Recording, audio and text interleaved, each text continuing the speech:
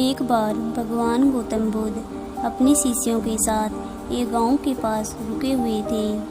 उनका एक शिष्य गांव में भिक्षाटन के लिए गया। उनके शिष्य ने देखा कि उस गांव के सभी लोग एक दूसरे के साथ लड़ झगड़ रहे थे। गांव में बिल्कुल भी शांति का माहौल नहीं था। सभी एक दूसरे के साथ वाद विवाद कर रहे थे। उनका शिष्य वापस लौट आया और भगवान गौतम बुद्ध से कहने लगा कि भंते, पूरे गांव में अशांति का माहौल है। सभी एक दूसरे से लड़ झगड़ रहे हैं, वाद विवाद हो रहा है। क्या कुछ ऐसा नहीं हो सकता कि वाद विवाद बंद हो जाए और पूरे गांव में शांति हो जाए? तब भगवान गौतम बुद्ध ने मुस्कुराते हुए कहा कि असंभव तो कुछ भी नहीं है, होने को तो कुछ भी संभव हो सकता है। और बात रही इस वाद विवाद की, तो ये वाद विवाद भी सुलझ सकता है यदि सभी गांव वाले पास में बैठकर विवाद के विषय पर बातचीत करें, तो वाद विवाद अवश्य ही सुलझ जाएगा। यदि हम किसी भी मुद्दे पर खुलकर बातचीत करें और शांति से बैठकर विचार विमर्श करें, तो बड़ी से बड़ी मुश्किल का समाधान भी मिल जाता है। तब उनके शिष्य ने कहा कि ऐसा कैसे हो सकता है? यदि बड़ी से बड़ी समस्या के विषय पर बातचीत की जाए तो वो समस्या कैसे सुलझ सकती है? तब भगवान गौतम बुद्ध ने कहा कि सुलझ क्यों नहीं सकती, यहाँ असंभव तो कुछ भी नहीं है।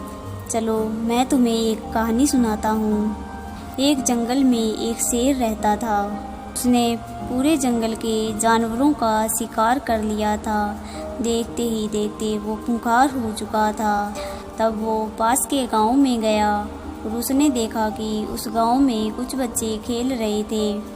उसकी भूख बढ़ चुकी थी। उसने बच्चों पर हमला कर दिया और बच्चों को ख़त्म कर दिया। गांव वाले उसका आतंक देखकर भयभीत हो गए। उसका आतंक यूं ही चलता रहा। उसके भय से गांव का एक भी व्यक्ति न तो बाहर निकलता और न ही अपने पशुओं को बाहर रखता था। कुछ व्यक्ति गांव को छोड़कर बाहर दूसरे गांव में जा चुके थे और कुछ लोग जो बचे थे वो अपने घरों में बंद रहते थे। एक दिन एक बहुत ही सिद्ध महात्मा उस गांव में भिक्षाटन के लिए आए। उन्होंने देखा कि पूरे गांव में शांति का माहौल है। कोई भी बाहर नहीं दिखाई दे रहा है। आदमी तो दूर, वहां एक पशु भी नहीं दिखाई दे रहा था। तभी महात्मा जी आगे चलते रहे। वो इतने पहुँचे हुए महात्मा थे कि उनके चेहरे पर एक बहुत ही अलौकिक तेज दिखाई दे रहा था। वो बहुत ही प्रसिद्ध महात्मा थे और वो कई भाषाओं में बात करना जानते थे। जब वो आगे पहुँचे तो एक घर के सामने भिक्षा के लिए आवाज़ लगाई। एक व्यक्ति उनकी आवाज़ सुनकर बाहर आया और उन्हें अंदर आने के लिए कहा।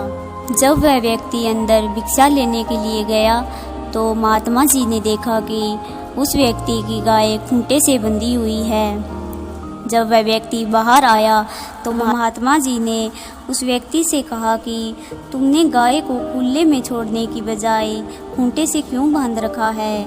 गाय को तो खुला घूमना चाहिए।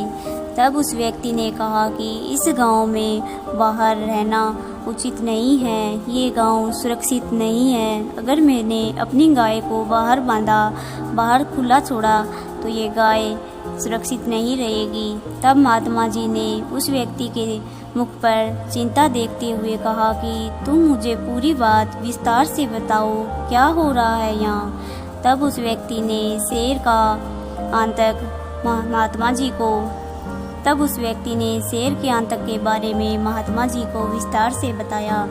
तब महात्मा जी ने कहा कि वो शेर रहता कहाँ है? तुम मुझे उसका स्थान बताओ। तब उस व्यक्ति ने उस जंगल की ओर इशारा करते हुए कहा कि वो शेर इस जंगल से आता है और उसे जो भी मिलता है उसे मार डालता है। महात्मा जी, आप उस शेर के पास न जाइए। वह शेर बहुत ही खूंखार हो चुका है। यदि आप वहां गए तो सुरक्षित नहीं बचेंगे। आप कृपया करके इस गांव से प्रस्थान कर जाइए और सुरक्षित जगह चले जाइए, मेरा आपसे आग्रह है। पर महात्मा जी ने उसकी बात अनसुनी करते हुए उस जगह से प्रस्थान किया और जंगल की तरफ बढ़ गए। वो व्यक्ति बहुत चिंतित हुआ और दौड़ता हुआ सारे गांव वालों को इकट्ठा करके उस जंगल की ओर महात्मा जी के पीछे पीछे चल पड़ा। जब महात्मा जी जंगल में पहुंचे तो थोड़ी दूर चलने के बाद उन्हें शेर दिखाई दिया। शेर महात्मा जी की ओर बढ़ रहा था, लेकिन उनके चेहरे के अलौकिक तेज को देखकर वो नीचे बैठ गया। महात्मा जी शेर के पास पहुंचे और उसके सिर पर हाथ फिराया। महात्मा जी ने शेर से कहा कि तुमने गांव में बहुत आतंक मचा रखा है, तुम ऐसा क्यों कर रहे हो? यदि अभी तुमने ये बंद नहीं किया तो तुम्हें इसकी सजा मिलेगी। तब शेर ने कहा कि तो अपने साथी के साथ बहुत ही आराम से रहता था, लेकिन इन गांव वालों ने मेरे साथी का शिकार कर लिया। अब इन्हें मेरे आतंक से कोई नहीं बचा पाएगा। महात्मा जी ने कहा कि इन्होंने तुम्हारे साथी का शिकार किया, ये तो बहुत गलत हुआ, लेकिन इस गलती की सजा पूरे गांव को नहीं मिलनी चाहिए। शिकार तो किसी एक व्यक्ति ने किया था, तुम बच्चों की क्या गलती थी जिनको तुमने सजा दी? तब शेर भी अपने किए पर शर्मिंदा हो गया और कहा कि महात्मा जी मुझे माफ़ कर दीजिए, मैं दुख में इतना डूब चुका था कि मुझे सही और गलत का एहसास ही ना हुआ। एक व्यक्ति ने मेरे साथी का अंत कर दिया और तभी से इन मानव जाति को मैं अपना शत्रु बना बैठा और इन पर हमले करता रहा। मैं प्रतिशोध की आग में इस तरह से जल रहा था कि गलती किसने की और किसने नहीं, मैं ये भी भूल बैठा और सबको सजा देने लगा। मुझसे बहुत बड़ा अपराध हुआ है। तब महात्मा जी ने कहा कि अगर तुम अब भी अपनी गलतियां करना बंद कर दो तो तुम अवश्य ही मोक्ष को प्राप्त हो सकते हो। यदि तुम गलती करते रहे तो तुम्हें सजा दी जाएगी। तब शेर ने कहा कि अब से मैं एक इंसान की गलती की सजा इन पूरी मानव जाति को नहीं दूंगा। महात्मा जी मुझे माफ़ कर दीजिए। सारा वृत्तांत गांव के खड़े लोग देख रहे थे, लेकिन वो समझ नहीं पा रहे थे कि इन दोनों के बीच क्या वार्तालाप हो रहा है, क्योंकि महात्मा जी शेर की भाषा में ही बात कर रहे थे। शेर वहाँ से चला जाता है और महात्मा जी भी लौट आते हैं। गांव के सभी लोग एकत्रित हो नीचे बैठ जाते हैं और महात्मा जी से पूछने लगते हैं कि हे महात्मा जी, आपने ऐसा क्या किया कि शेर आपकी बात मान गया?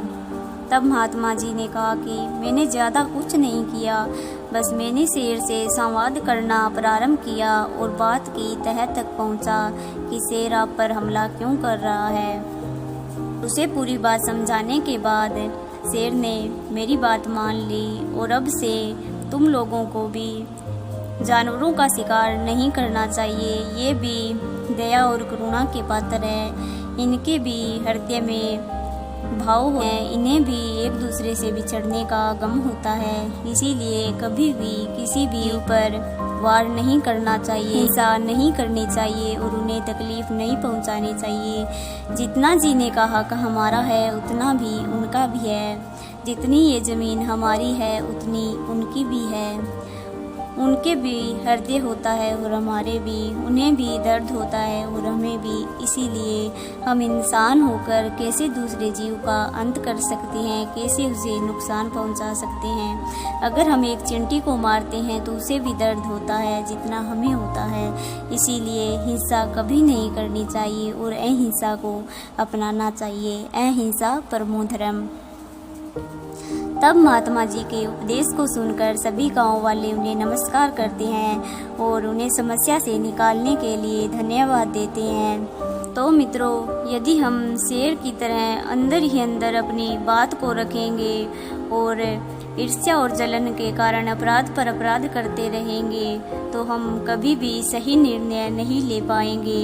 इसीलिए कोई भी बात हो, कोई भी वाद विवाद हो, जिस भी व्यक्ति के साथ हो, उसे बैठकर सुलह कर आराम से बातचीत कर उस व्यक्ति के साथ सुलझाएं। जरूर ही उस समस्या के विषय पर बातचीत करने से उस समस्या का हल निकल ही आएगा। जरूरी नहीं कि हर बात पर झगड़ा ही किया जाए।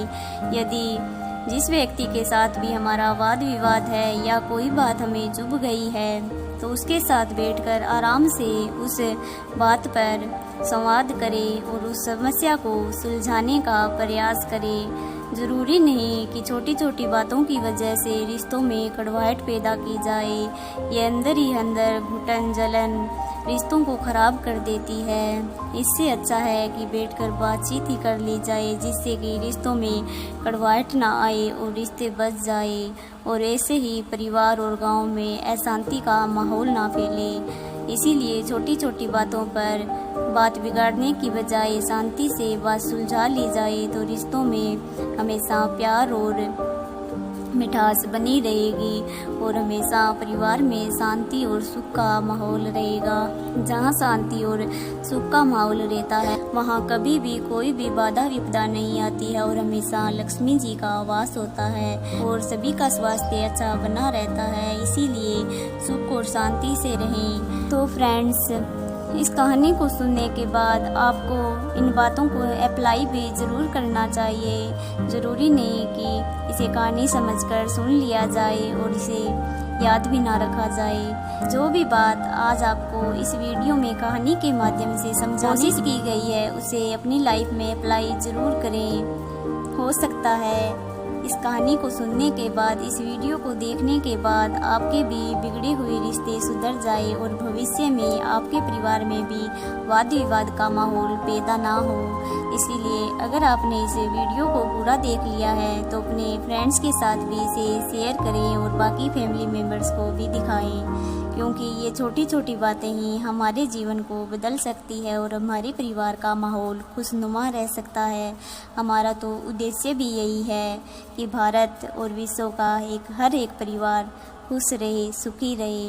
तो फ्रेंड्स, अगर आपको हमारी वीडियो पसंद आई है तो वीडियो को लाइक करें और चैनल को सब्सक्राइब कर दें, जिससे कि आगे भी आपको ऐसी ही मोटिवेशनल बातें सीखने को मिले, जिससे आपके और आपके परिवार का जीवन सुखमय हो सके। धन्यवाद।